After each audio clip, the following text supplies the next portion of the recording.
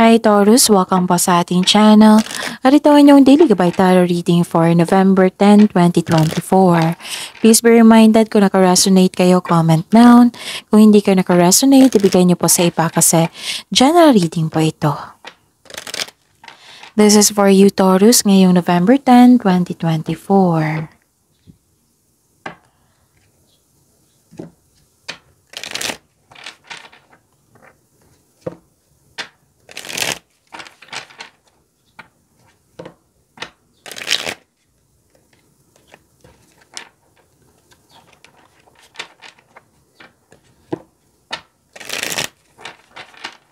Para po ito sa inyo Taurus ngayong November 10, 2024. Maraming salamat po sa inyong patuloy na suporta at maraming salamat din po sa mga hindi nag-skip ng ads.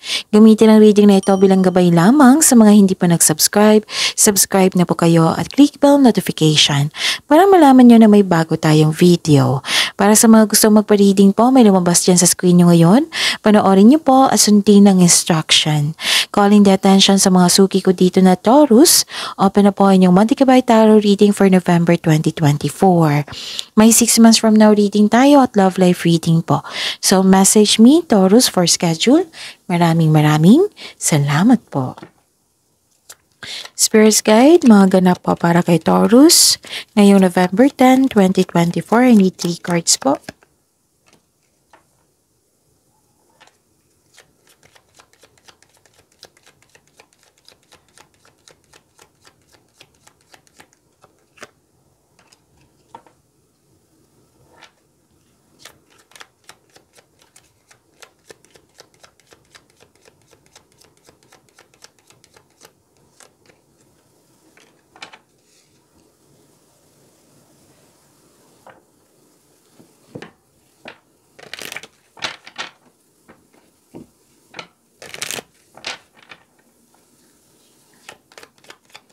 Spirits, guys, angels, archangels, guardian angels, message po para kay Taurus. Ngayong November 10, 2024, I need 2 cards po.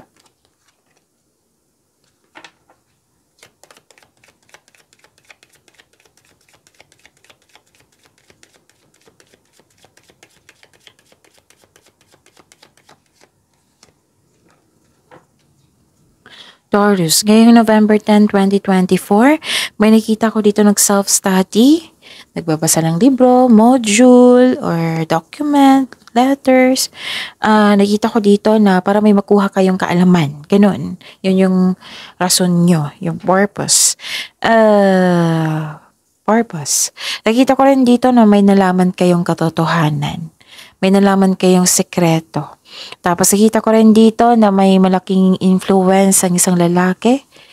Oo, na maaaring siya yung nabigyan ng sakit ng ulo or happiness. Nakikita ko rin dito yung closure. Pwedeng separation po ito. Pwedeng ending with new beginning. Yung nahihirapan ka, nagkaroon ng hardship. Nagpasya kang i-let go ito at magkaroon ng transformation. This is ending with new beginning. Pwedeng may concern kayo sa matigas ang ulo na ayaw makinig sa iyo or mahirap kausap. Pwede din na sobrang stricto. Okay? Yun. Sabi po ni Archangel Uriel dito, yes, your idea is divinely guided. Please take action to bring your idea to fruition.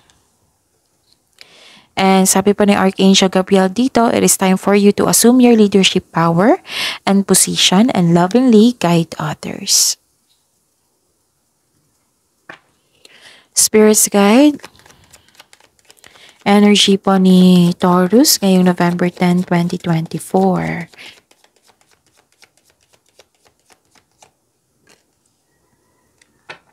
And the clarification of this card po.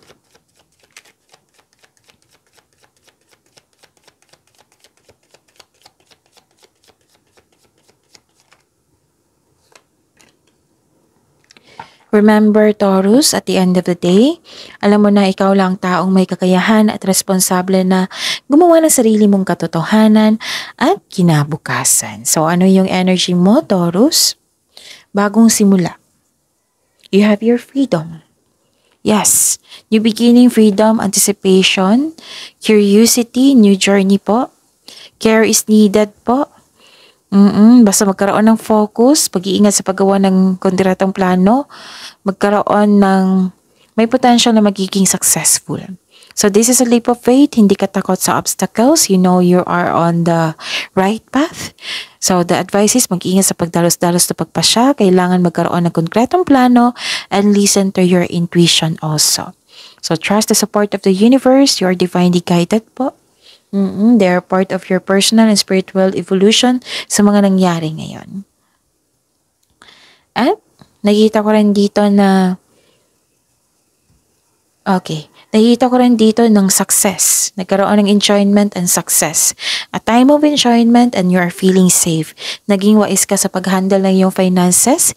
Hindi ka rin madamot at the same time, masaya ka makatulong sa kapwa mo. Nagpaplano ka magbakasyon dito. May nakita rin akong promotion sa trabaho. Pwedeng marami kang orders ngayon, kliyente, customer, or maraming project. And wow, ang sabi ng card dito, this is your lucky day. Taurus, sa lahat ng tinanim mo, nagbo-bloom. May resulta. Okay?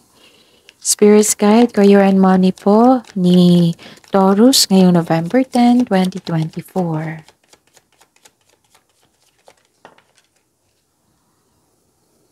Okay. The clarification of this card po.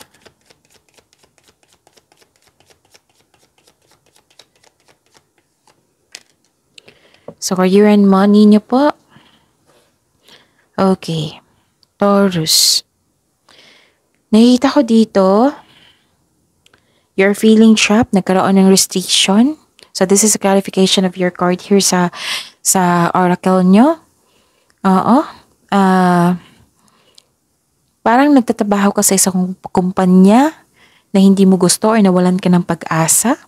Or baka natatakot kang umalis sa position mo kasi may offered position, right? May promotion. Natatakot kang umalis sa position mo kasi ayaw mo mabigo or ayaw mo magkamali sa inyong desisyon na mag-level up. Pwede din may problema ka sa kaperahan po. Kailangan ng pagbalansa dito. And this card tells you na humingi ka ng guide kay God para mapalaya mo ang sarili mo sa takot na nararamdaman mo. At the end of the day, marirelease mo ito. So you are fighting for what is right. Pinaglaban mo ang tama para magkaroon ng freedom. Okay? At nakikita ko rin dito na you're finding a solution na. You're having freedom, you're finding a solution na. Okay? Kung pwede po, umiwas na po kayo sa isang tao na masakit magsalita. Kasi may away ako nakita dito. Pwedeng pinagtanggol mo yung sarili mo dito kasi sobra na. Ganun. Spirit's Guide, Love Life, Self-Love, Partnership, and Romance. Si Taurus ngayong November 10, 2024.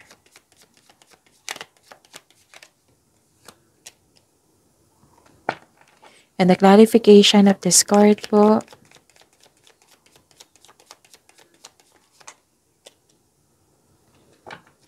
Maraming salamat po sa patuloy na tiwala at suporta sa ating channel. At maraming salamat din po sa mga hindi nag-skip ng ads. Nakikita ko dito na may taong hindi totoo sa iyo. Pwede din na ingatan yung kaperahan nyo kasi baka may mabili kayo na hindi nyo naman kailangan. Pag-control ito baka ipon nyo po ito. Tapos mag-ingat talaga kayo sa taong hindi totoo sa iyo kasi may gusto siyang kunin sa iyo. Nagkaroon ng rest, pwedeng rest day nyo po ito ngayon. Pag nilay-nilay, nakikita ko dito nag-rest kayo. At saka, sa mga single dito, ayaw mo muna magipagrelasyon. Gusto nyo mag-focus sa inyong career and money. Para sa mga marelasyon sa buhay mag-asawa na pagod kayo, stress kayo, nang dahil sa hindi pagkakaunawaan, pwedeng nag-put kayo ng space para sa pagbalik nyo, okay na kayo, yung mag-usap na kayo na may solusyon na kayo. Okay? So, pagyamanin yung blessings sa binigay dito, Taurus. See you tomorrow. Please like, subscribe, and click bell button for notification para updated po kayo sa daily tarot reading natin. Maraming salamat po.